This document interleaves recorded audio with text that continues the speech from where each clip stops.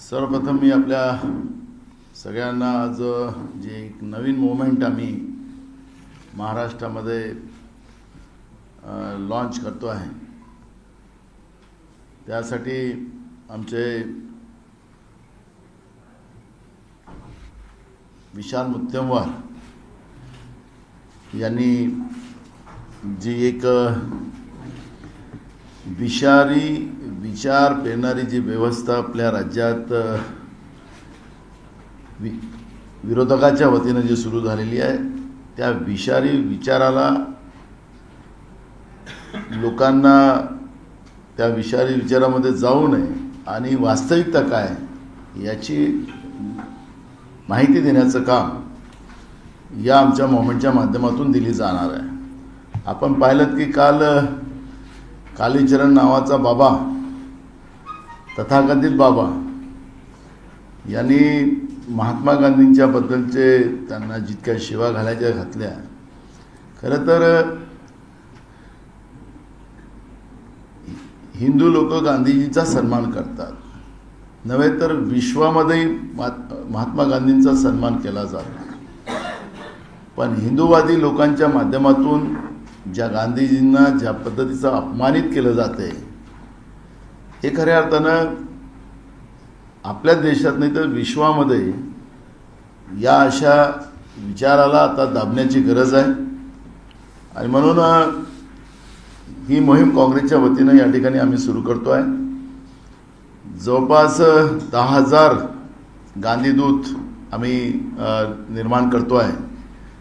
प्रत्येक विधानसभेमध्ये त्यांची संख्या 50 पर्यंत राहणार आहे आणि असं करून सगळीकडे जिथं जिथं विषारी विचार टाकण्याचा प्रयत्न केला जाणार तिथं तिथं त्याची वास्तविकता समाजाकडे सोशल मीडियाच्या माध्यमातून मांडण्याचा या ठिकाणी काम केलं जाणार आहे आणि म्हणून एक मोठं अभियान आहे।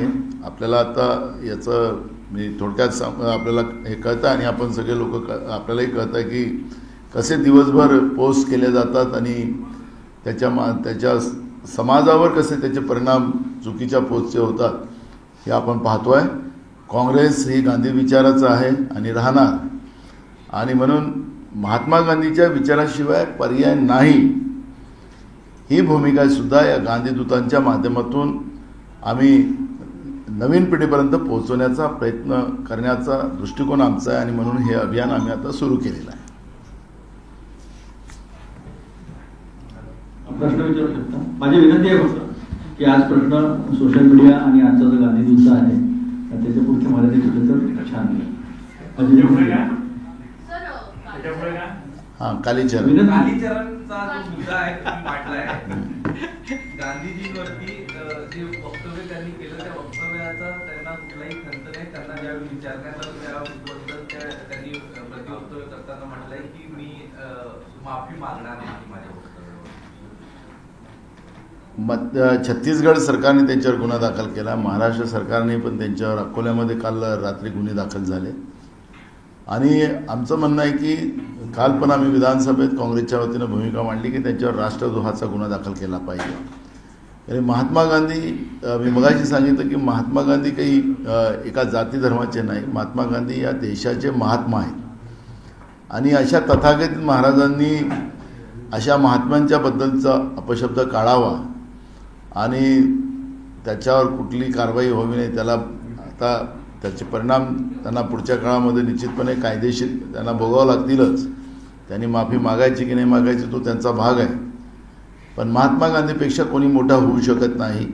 महात्मा गांधीचा विचारच देशाला तारू शकतं आणि हे आम्ही निश्चितपणे समजून सांगण्यामध्ये आम्ही कुठेही कमी पडणार नाही। या पद्धतीच्या हिंदूवादी व्यवस्था ज्या आहेत त्या हिंदूवादी व्यवस्थेंना निश्चितपणे त्याच्यामध्ये हिंदूचं संरक्षण आणि सगळ्या जाती धर्माचं संरक्षण व्हावं हीच भूमिका आमची आहे।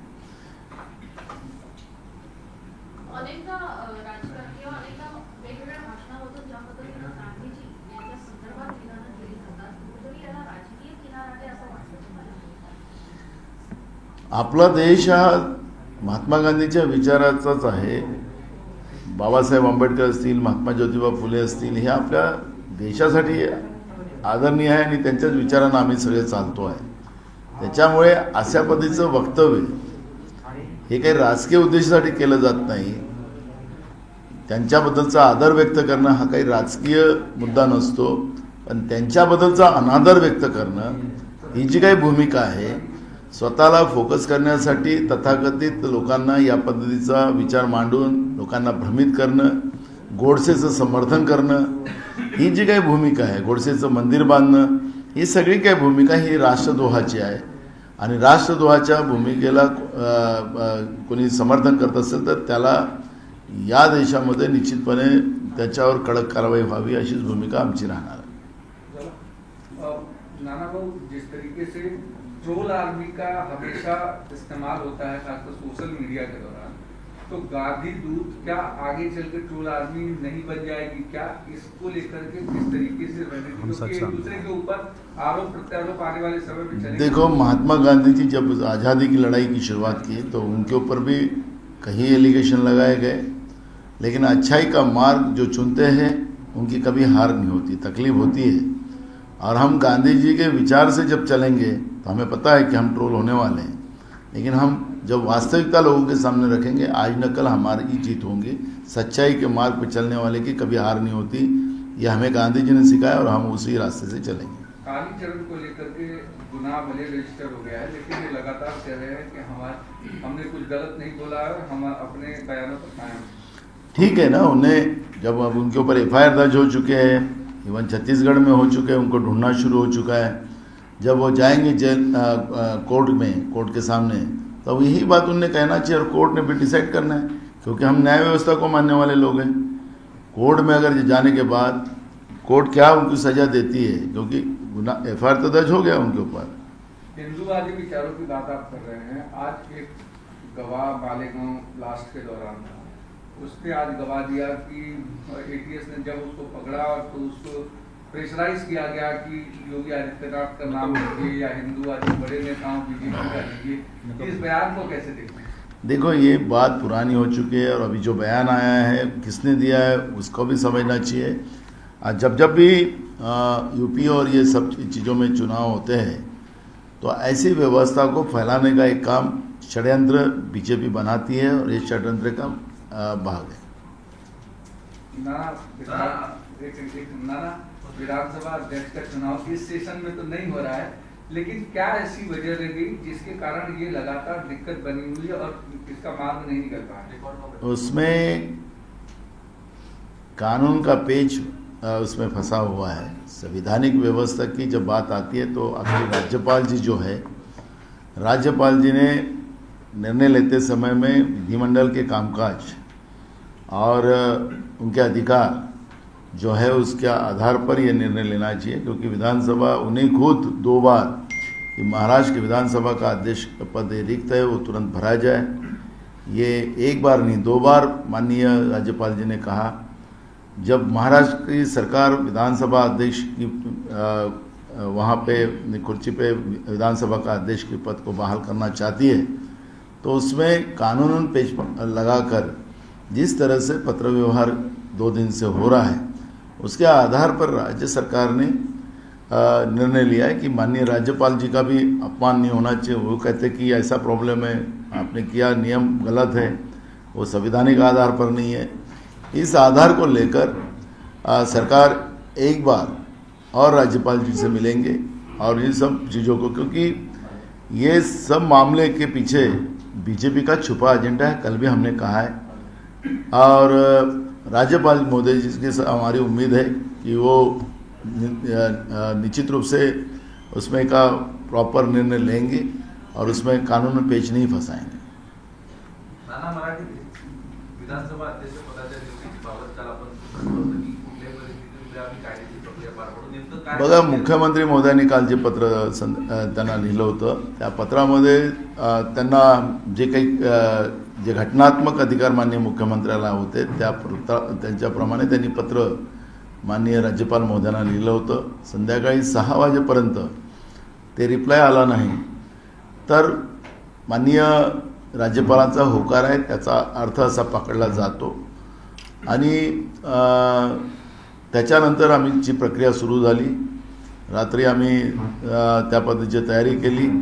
आज सकाळी आमची निवडणुकीची प्रक्रिया सुरू होणार, तर माननीय राज्यपाल महोदयांचं पत्र माननीय मुख्यमंत्री महोदयांना आलं आणि त्याच्यामध्ये त्यांची जी भूमिका होती, त्यांच्या भावना होत्या, ते समजून सरकारने माननीय राज्यपाल महोदयांचा कुठेही अपमान होता कामा नये याची काळजी घेण्याचं काम राज्य सरकारने केलेलं आहे आणि त्याच्यामुळे ही निवडणूक पुढे ढकलण्यात आली.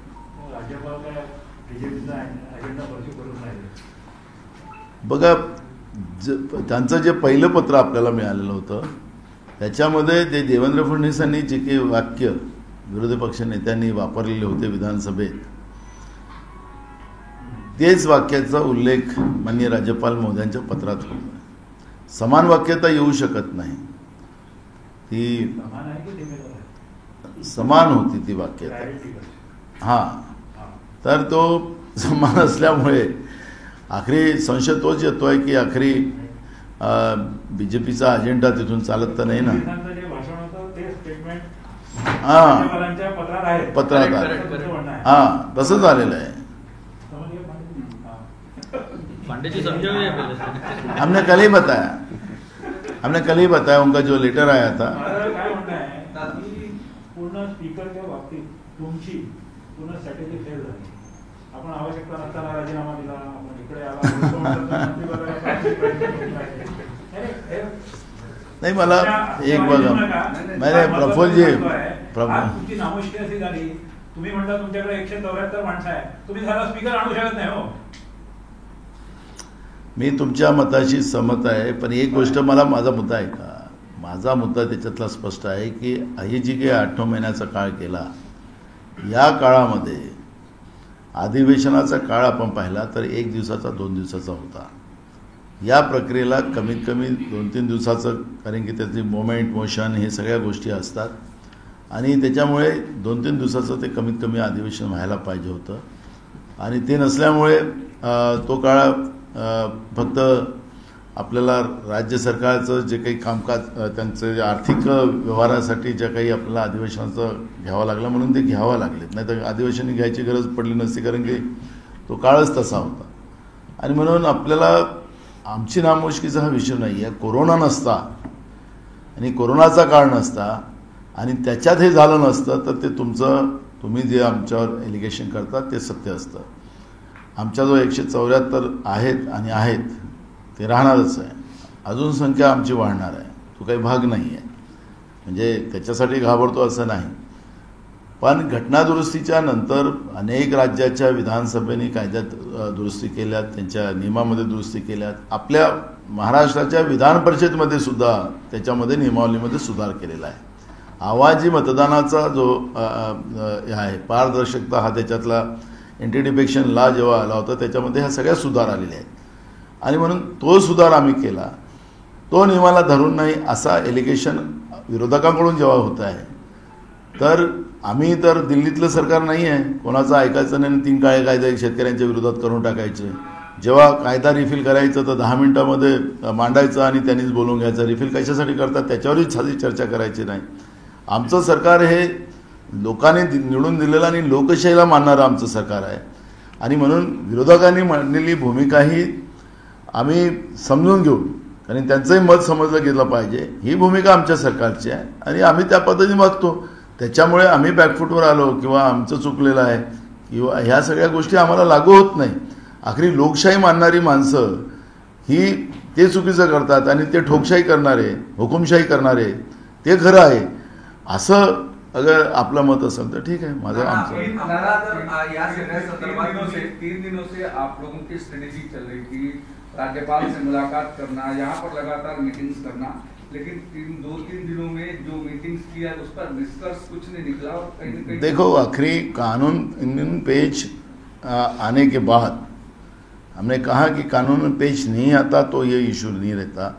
कानून पेश आने से जो नियम हमने बदला है वो नियम बदलने का अधिकार विधानमंडल को है और वो बदले हैं हमने. कोई उसमें गलत किया है, घटनात्मक है, जो पार्लियामेंट में है वही नियम यहाँ पे लागू किया है. पूरे देश में कहीं नहीं है और महाराष्ट्र विधानसभा अलग कानून नियम बदलती है तो फिर वो घटनात्मक नहीं है. यहाँ तो सब जगह है, सिर्फ महाराष्ट्र विधानसभा में नहीं था, वो नियम हमने बदला तो उसके लिए वो घटनात्मक आपने गलती किया है उसका एलिगेशन अपोजिशन और माननीय राज्यपाल महोदय जी लगा रहे हैं। तो उन सब की बात सुनना हमारा काम है। हम लोकतंत्र को मानने वाले लोग हैं, हम कोई केंद्र की नरेंद्र मोदी की सरकार जैसे हुकुमशाह नहीं है। और इसलिए जब लोकतंत्र को मानने वाले लोगों को अगर लोग कोई बोले कि तुम बैकफुट पे आए तो अब उसके लिए हमारे पास जवाब नहीं है। राज्यपालांच्या आक्षेपानंतरही तुम्ही निवडणूक घेतली असती, राज्यपालांनी तुम्ही नाही आज तर तुम्हाला भीती होती का की राज्यपाल राज्यात राष्ट्रपती राजवट लागू करण्याची शिफारस केंद्राला करेल? बघा, राष्ट्रपती राजवट आणि ह्या सगळ्या गोष्टीला आमचं सरकार काही घाबरत नाही। मुद्दा तो नाही आहे ना। मुद्दा असा आहे की आम्ही आखरी विरोधकांनी काही एलिगेशन लावलं तर त्याचेही सत्यता पाहणं, लोकशाहीला मानणं, या सगळ्या गोष्टी आहेत। त्यांनी राष्ट्रपती राजवट लावली आखरी त्याच्यासाठी मार्ग आहेत, काही मार्ग बंद होतात। आपल्याला लक्षात असेल की पहाटेची सरकार पडल्यानंतर तातडीनं महाराष्ट्रामध्ये राष्ट्रपती राजवट लावली गेली। असं कोणते दंगे झाले होते महाराष्ट्रामध्ये पहाटेची सरकार पडल्यानंतर? कशाला महाराष्ट्रामध्ये राष्ट्रपती राजवट त्या काळात लावली? मग अर्ध्या रात्री का अजून वापस घेतली? आखरी राष्ट्रपती राजवटीसारख्या महत्त्वपूर्ण आयुधाचा, माननीय राष्ट्रपतीच्या पॉवरचा केंद्रामध्ये बसलेलं सरकार दुरुपयोग करत असेल हेच खऱ्या अर्थानं लोकशाहीला घातक आहे। आणि म्हणून आणि त्यांचे लोक, त्यांचे बीजेपीचे लोक मुंगट्टीवार असतील ते विधानसभेत म्हणतात की महाराष्ट्रामध्ये आम्ही राष्ट्रपती राजवट लावू। त्यांचे प्रदेशाध्यक्ष बाहेर बोलतात की आम्ही राष्ट्रपती राजवट लावू। त्यांना लोकशाहीचा संबंधच नाही, लोकशाहीचं महत्त्वच नाही। अशी बीजेपीची जी आज परिस्थिती झालेली आहे, भ्रमित झालेली बीजेपी आज महाराष्ट्रामध्ये आपण पाहतोय। आणि त्याच्यामुळे भ्रमित झालेल्या लोकांच्या फारच काही तोंडाला लागायचं नसतं। आखरी या सगळ्या गोष्टी तपासायच्या असतात आणि त्याच्यानंतर राज्याला पुढे नेण्याचा संकल्प करावा लागतं आणि महाराष्ट्राचं सरकार ते करत आहे। अपोजिशन का जो एजेंडा था, अपोजिशन जो चाह रहा था इसका विरोध कर रहा था, जब आप लोगों ने देखो अपोजिशन उल्टे मुंह गिरी है, क्योंकि यही बोलते थे कि विधानसभा का अध्यक्ष का चुनाव क्यों नहीं किया जा रहा है, क्यों नहीं किया जा रहा है। अब विधानसभा का अध्यक्ष का चुनाव लेने जा रहे तो उसमें कानून पे फिट कर देने का। तो ये जो दुटोप्पी उनकी जो भूमिका है वो इसमें स्पष्ट हुई। आपको दूसरा एक अभी बताता हूं कि ओबीसी के मैटर में जैसे केंद्र सरकार ने अपना रवैया बनाया था सुप्रीम कोर्ट में, जो बार बार हम राज्य सरकार की तरफ से केंद्र सरकार को कहते थे कि सुप्रीम कोर्ट में कि भाई इनके पास डाटा है, इन्हें हमें मदद करना चाहिए, तो उस समय में केंद्र सरकार ने हाथ ऊपर कर दिया। अब मध्य प्रदेश में क्यों सुप्रीम कोर्ट मध्य प्रदेश सरकार को मदद कर रही है? क्यों सुप्रीम कोर्ट को बोल रही है कि ओबीसी के आरक्षण के बारे में आप थोड़ी शिथिलता लो? महाराष्ट्र के बारे में, महाराष्ट्र में लोग नहीं रहते, महाराष्ट्र में ओबीसी के लोग नहीं रहते। उनकी जो भूमिका है बीजेपी की, जो विरोधी पक्ष की सरकारें केंद्र के विरोध की जो भी राज्य में है, वहां की सरकार को तकलीफ देना ये बीजेपी का एजेंडा है। यह स्पष्ट ओबीसी के आरक्षण के विषय में स्पष्ट हुआ है और ये मैं कोई एलिगेशन नहीं लगा रहा, ये वास्तविकता है। मध्य प्रदेश के मैटर में तो उन लोगों ने किया है कल सुप्रीम कोर्ट में। राज्यपाल आखिर आपकी बात क्यों नहीं समझ रहे हैं? अपोजिशन की बात समझ रहे हैं, वो जैसा कह रहे हैं कि वैसा पत्र आ रहा है। राज्यपाल महोदय ने इस तरह की नहीं रहना चाहिए। राज्यपाल महोदय ने संवैधानिक व्यवस्था को समझकर न्याय करना चाहिए, यही मांग हमारी है और उसी तरह होना चाहिए, ये भी है। आगे की क्या होगा? मैं तो रोज मला जेवायला बोलवतात। आगे की कांग्रेस की स्ट्रेटेजी क्या होगी? आगे की कांग्रेस की स्ट्रेटेजी क्या होगी? अभी विधानसभा अध्यक्ष की चुनाव का अब फरवरी में सेशन शुरू हो रहा है। फरवरी के पहले वीक में विधानसभा अध्यक्ष का चुनाव होगा। प्रश्न विचारतो, ज्यावेळेला महाविकास आघाडीचं सरकार बंद होतं त्याच वेळेला सुद्धा हा नेम होता की सिक्रेट बॅलेटचा, तर त्याच्या विरोधात सुप्रीम कोर्टात गेलो तर सुप्रीम कोर्टाने जजमेंट दिलं जे एन.व्ही. रमन्ना आता चीफ जस्टिस ऑफ इंडिया आहे, त्यांनी ओपन बॅलेटचं जजमेंट दिलं होतं, त्यानुसार आपल्याकडे इलेक्शन झालं होतं स्पीकरचं। मग एवढं सुप्रीम कोर्टाचं जजमेंट ॲज गुड ॲज म्हणजे लॉ असतो, मग त्या जजमेंटचा आधार घेऊन आपण त्या इलेक्शन स्पीकरचं घेतलं नाही। हे बघा, त्यावेळेची परिस्थिती ज्यावेळेस सुप्रीम कोर्टाने जजमेंट दिलं होतं ते 2 बेंचनी दिलं होतं. हरी संसार बहिणाबाईंची जात्यावरची ओवी म्हणजे